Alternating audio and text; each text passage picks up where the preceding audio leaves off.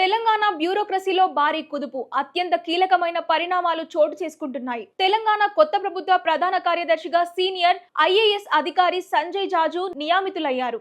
ఈ మేరకు రాష్ట్ర ప్రభుత్వం కాసేపటి క్రితమే జీవో జారీ చేసింది. ప్రస్తుత ప్రభుత్వ ప్రధాన కార్యదర్శి రామకృష్ణారావు ఈ నెలాఖరున పదవి విరమణ చేయబోతుండటంతో ఆయన స్థానంలో సీనియర్ ఐఏఎస్ అధికారి సంజయ్ జాజును ప్రభుత్వం నియమించింది. ఇటీవలే కేంద్ర సర్వీసుల నుంచి రిలీవ్ అయిన సంజయ్ జాజు వైపే ముఖ్యమంత్రి మొగ్గు చూపారు.